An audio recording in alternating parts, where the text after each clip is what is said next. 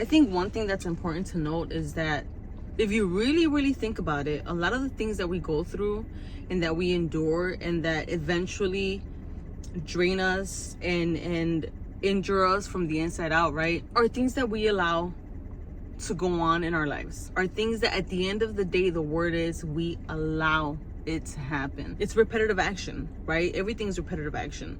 If you're trying to learn something, if you want to do something good with your life, you have to practice, you have to, do it over and over again until you get it right and you get the results that you want. But it's the same thing with bad things. If you notice that something isn't good for you one time and you're just like, I don't think I like it, and you stop, then you know that it's not good for you, you're moving on from it, right?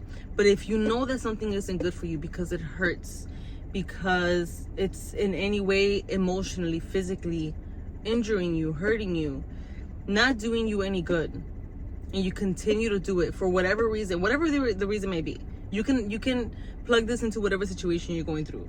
But if you continue to do it, it will eventually harm you to a point of I don't want to say no return, but to a point where you're going to feel like you hit rock bottom because of the fact that you didn't stop whatever you didn't stop when you should have stopped it. And so much of the time we'll sit here and we'll be like, oh, this hurt me, this happened, and that's the reason why.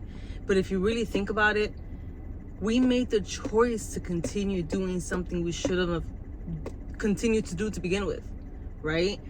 At the end of the day, we have free will, and we know what's good and we know what's not good, and we know what could harm us, and we know, sometimes every so often shit does catch you off guard, right? It happens. But a lot of the time, most of the time, we have a say in whatever it is that hurts us and whatever it is that isn't good for us.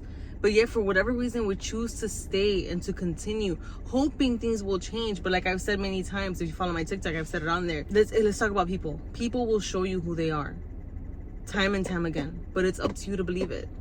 It's up to you to see things for what they are and not what you hope that they will be in the future, right? Like, I understand if it's a career move.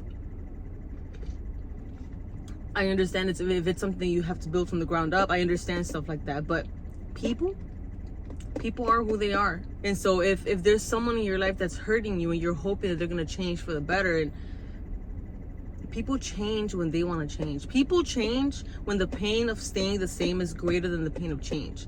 But that's a decision that they have to make. You can't make that choice for them, right?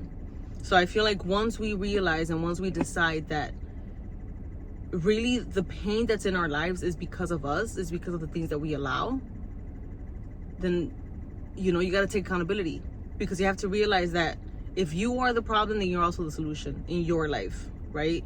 I always say focus on you, and I know a lot of people will say like, oh, well, that's selfish. No, everything starts with you. Everything in your life starts with you as an adult. When you're a kid, you don't have much choice in terms of the things that you do, but when you're an adult, you have a huge choice in what it is that you choose to do. So choose what works for you.